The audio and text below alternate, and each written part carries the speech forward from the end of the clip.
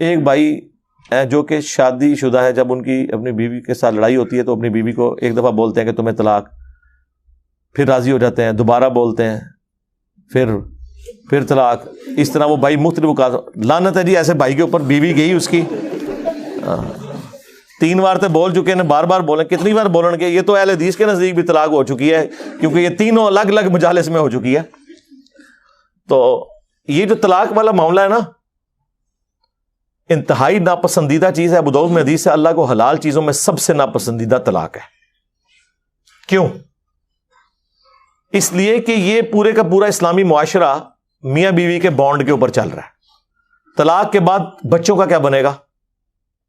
معاشرے کے لیے ناسور ہوں گے. یہاں تو ستیلی مائیں بچوں کا مینٹل ماڈل بدل دیتی ہیں، اور جہاں طلاق ہو جائے وہاں آپ کیا ایکسپیکٹ کریں گے کہ کیا ہوگا؟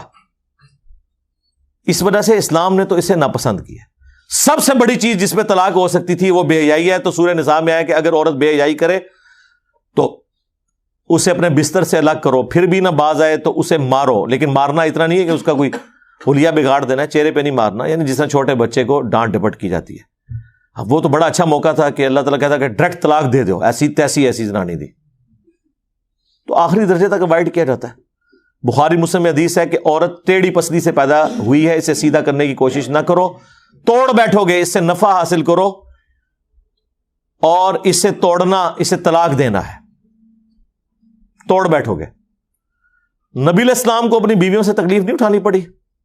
یہ حدیثوں میں تو بہت تفصیل سے آیا. قرآن میں ہی پڑھ لیں سورہ الاحزاب کے اندر پارہ نمبر 21 کا آخری حصہ سارا ہی اس لیول تک کہ اللہ کو یہ آیات نازل کرنی پڑی.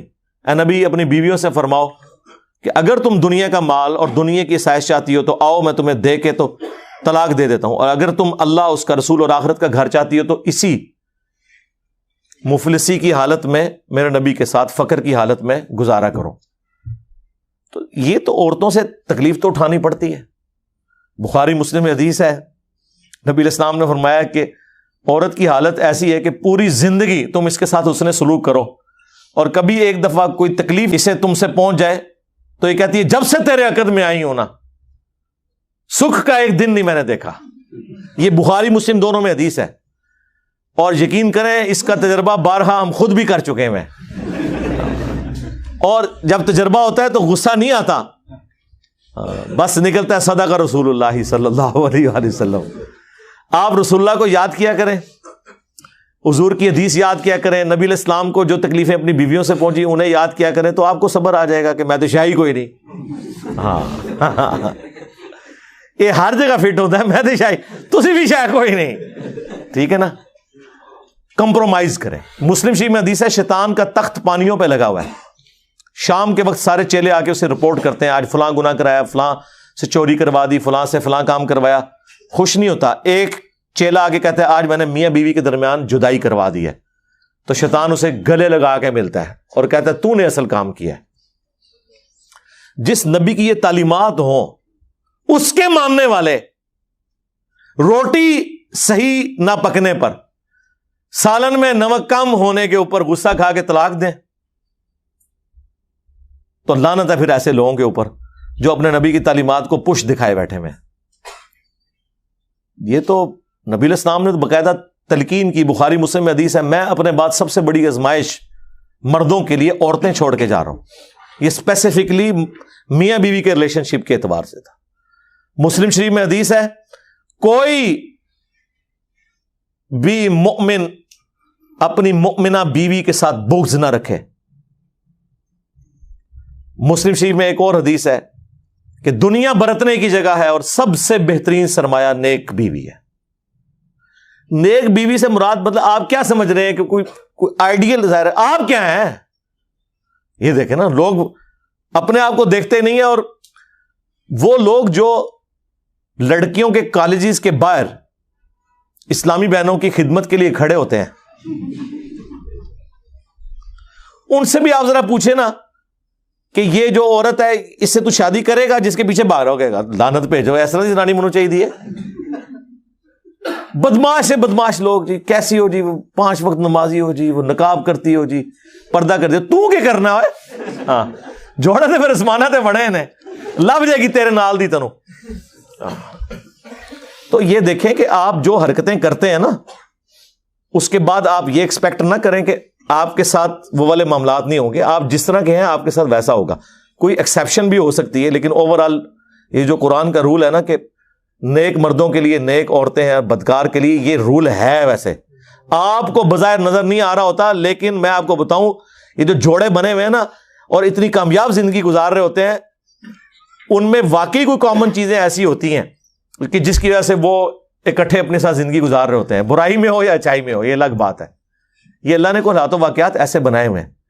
تو ان معاملات کو خوش اسلوبی کے ساتھ, میں کہتا ہوں جی شادی شدہ مرد کا کام ہی کوئی نہیں کہ اس کی زبان پہ کبھی طلاق کا لفظ بھی آئے. یہ سمجھ لیں طلاق کو آپ ایکویلنٹ کر لیں شرک کے, کہ یہ آپ نے تصور بھی نہیں کبھی کرنا. یار آپ کو کیسے سمجھایا جائے ابو داؤد کی اس حدیث کے اندر کیا درد ہے کہ اللہ کو سب سے ناپسند حلال چیزوں میں طلاق ہے. ابھی کتنی کنٹراڈکٹری سٹیٹمنٹ ہے بظاہر, لیکن میں ایکسپلور کرتا ہوں اسے. سب سے ناپسند طلاق ہے.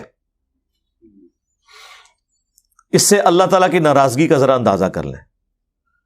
اور لیکن ساتھ کا حلال, حلال اس لیے کہا کہ بعض اوقات جینون ضرورت پڑ جاتی ہے. کوئی مرد ایسا ہے جس کے ساتھ کوئی میڈیکل ایشو ایسا ہو گیا ہے اور دھوکے سے شادی کروا دی ہے, اور مرد ہے ہی نہیں تھا, تو ظاہر اب طلاق والا معاملہ ہوگا. کوئی مرد اتنا فنیٹک ہے کہ اپنی عورت کو وہ اذیتیں دیتا ہے, تو اب اسے اپنی جان بخشی کے لیے یا تو جان بچا لے یا اپنا گھر بچا لے, مجبوراً طلاق لینی پڑتی ہے. حلال اسے اس لیے رکھا گیا ایز اے لاسٹ ریزارٹ, بعض اوقات طلاق کی ضرورت پڑ جاتی ہے. ورنہ تو عورتیں غلام ہوتی مردوں کی اگر طلاق دینا جائز نہ ہوتا, یا طلاق لینا یا خلا لینا جائز نہ ہوتا. یہ تو غلام بنا کے رکھتے ہوئے جس کے ہاتھ بھی آ گئی تو آپ جس طرح جانور پالا ہوا ہے زنجیر کے ساتھ وہ اس کی غلامی رہے گی. تو یہ اللہ نے اجازت دی. اس سے مراد یہ نہیں ہے کہ جو ناجائز طلاقیں دی جا رہی ہیں وہ اللہ تعالیٰ نے ان کو حلال قرار دیا ہوا ہے, نہیں. جامعہ ترمذی میں حدیث ہے, جس عورت نے بغیر وجہ کے طلاق لی جنت کی خوشبو بھی نہیں پائے گی. اسے وائس ورثہ بھی کر لیں. ہاں, یہ نہ سمجھے کہ یہ عورت کے لیے ہے. یہ نہیں ہے کہ قرآن میں جتنے مردوں کے لیے سیکھے آئے ہیں تو عورتیں مبرہ ہیں اس سے. ایک ورسٹ کیس کو ڈسکس کیا جاتا ہے اور باقی چیزیں انڈرسٹوڈ ہوتی ہیں. تو مرد و عورت کا ریلیشن شپ یہ بہت غیر معمولی ہے. جامعہ ترمذی میں حدیث ہے, تم نے کوئی بھی محبت کرنے والے دو میاں بیوی سے بڑھ کے نہیں دیکھے ہوں گے. یہ ایک ایسا پاکیزہ رشتہ اللہ تعالیٰ نے رکھ دیا. قرآن میں اللہ نے فرمایا سکون رکھا ہے میاں بیوی میں ایک دوسرے کے لیے. پھر اللہ تعالیٰ نے فرمایا ایک دوسرے کا لباس ہے. یہ جو ڈراموں میں یہ جو مرد عورت آپ کو دکھائے جا رہے ہیں نا, یہ ڈرامے ہی لگائے ہوئے ہیں, ڈرامے میں ہی ہیں اور کیا ہے, ریئل میں تو نہیں. یہ سارا معاملہ اس طریقے سے جو وہ آپ کو جس طرح ایک عجیب و غریب قسم کے جہان میں داخل کر دیتے ہیں.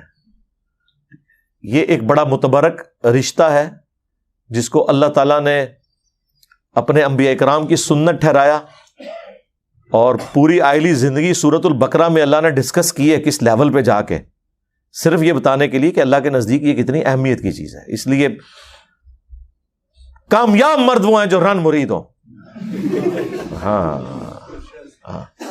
اور غصہ آئے تو نہ نکالیں, خود نکل جائیں.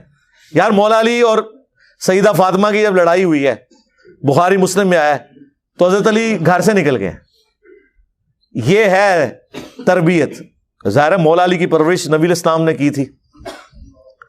تو جب کبھی بیوی پہ غصہ آئے تو یہ جو کتنے ظالم قسم کے مرد اور ساسیں ہیں وہ عورتوں کو پورا پورا دن گلی میں باہر کھڑا رکھتے ہیں.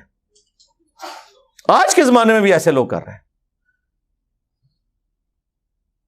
جبکہ حضرت علی علیہ السلام کا اختلاف ہوا ہے, یہ چھوڑ دیں غلطی فاطمہ کی تھی یا علی کی, تو سیکنڈری چیز ہے. حضرت علی ڈومیننٹ ہونے کے باوجود شیر خدا, تو ورگا کوئی بزدل مرد نہیں, شیر خدا ہو کے گھر سے باہر نکل گئے. کیوں؟ اس کی وجہ یہی ہے کہ اس رشتے کو آپ نے اسی طریقے سے نبھانا ہے. وہ جو بخاری مسلم میں حدیث ہے, نبی علیہ السلام اپنی بیویوں سے 1 مہینے کے لیے ناراض ہو گئے تھے اور گھر کی چھت پہ شفٹ ہو گئے تھے, ایلا کیا تھا آپ نے, اور پھر آیات نازل ہوئیں. اسی دوران حضرت عمر کہتے ہیں میں ملنے گیا, پہلے تو امہات المومنین اپنی بیٹی کو جا کے ڈانٹا کہ یہ تم لوگ یہ کر رہی ہو. پھر حضور کے پاس آئے اور کہتے ہیں میں نے کوشش کی کہ بھئی حضور کو ہنسانے کی کوشش کروں, اور جب میں چھت پہ چڑھا تو ایک کونے میں چھوٹا سا مشکیزہ لٹکا ہوا ہے, ایک چٹائی پہ حضور لیٹے ہوئے ہیں, اوپر بھی چادر کوئی نہیں, صرف تہمت باندھی ہوئی ہے. آپ اٹھے ہیں, جسم پہ چٹائی کے نشان. حضرت عمر نے رونا شروع کر دیا, یا رسول اللہ کیسروں کس طرح دنیا کے مزے لوٹ رہے ہیں اور آپ اللہ کے پیغمبر ہو کے یہ آپ کی حالت ہے.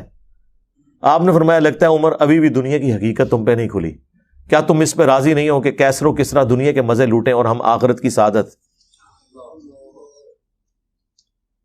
پھر سرکار حضرت عمر کا قبلہ ایسا صحیح ہوا ہے کہ نہ حرام کھایا نہ کھانے دیا کسی کو.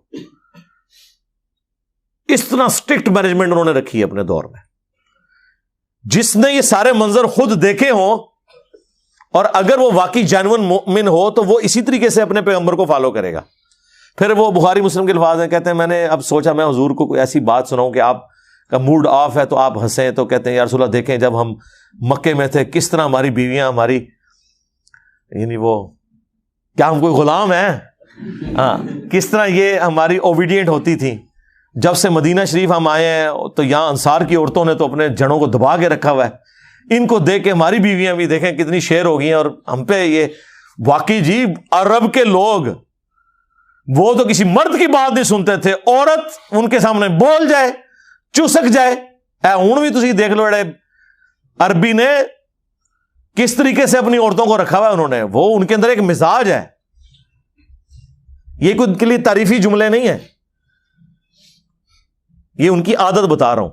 لیکن اسلام نے کیسا انہیں مغلوب کیا کہ وہ اسلام کی وجہ سے پھر بیویوں کی ساری چیزوں کو ٹالریٹ کرتے تھے. تو کہتے ہیں جب میں نے یہ بات کی نا کہ یہ دیکھو ان کو دیکھے دیکھے ہماری عورتیں بھی شیر ہو گئی ہیں, تو حضور علیہ السلام مسکرائے, کہتے ہیں مجھے تھوڑا حوصلہ ہوا. پھر میں نے گپ شپ کرنی شروع کی اور یہ اس طریقے سے پھر خیر آیات بھی نازل ہوئی. 1 مہینے کے بعد نبی علیہ السلام نے جو ہے وہ آفر دی. یہ آیات نازل ہوئی سورہ احزاب کی, حضرت عائشہ حفصہ باقیوں کو, کہ دیکھو اللہ نے مجھے اجازت دے دی ہے, چاہے تو تم میرے عقد میں رہو اسی فقر کی زندگی میں, اور اگر دنیا کا مال چاہتی ہو تو ٹھیک ہے میں تمہیں طلاق دے دیتا ہوں. تو سب نے کہا کہ ہم اللہ اس کا رسول اور آخرت کا گھر چاہتی ہیں, ہم نبی علیہ السلام کے ساتھ اس طرح گزارا کریں گے. تو یہ نبی علیہ السلام کی جو اپنی آئلی زندگی ہے نا, یہ جب پتہ ہی نہیں ہوگی تو کس طرح عورتیں اوبیڈینٹ ہوں گی اور کس طرح مرد اپنے عورتوں کے ساتھ حسن اخلاق سے پیش آئیں گے. آپ کو تو یہ دکھایا گیا غصہ نکالنا ہے. بہادری یہ ہے کہ آپ اپنا غصہ کنٹرول کریں, اور سب سے بہترین حال یہ ہے کہ جب غصہ آئے گھر سے باہر نکل جائیں, اس جگہ کو چھوڑ دیں. اعوذ باللہ من الشیطان الرجیم پڑھیں جو بخاری مسلم میں آیا. 2 بندے لڑ رہے تھے, آپ نے فرمایا میں ایک جملہ ایسا جانتا ہوں اگر یہ پڑھیں تو ابھی یہ سارا معاملہ ٹھنڈا ہو جائے گا. وہ اعوذ باللہ من الشیطان الرجیم, اور جگہ تو فوراً چھوڑیں جی, سیدھی سی بات ہے. ٹھیک ہے, دروازہ بے شک زور سے مار کے چلے جائیں, ٹھیک بات ہی تسی کرانا ہے, زنانی نو کچھ نہ کہو, ہاں بس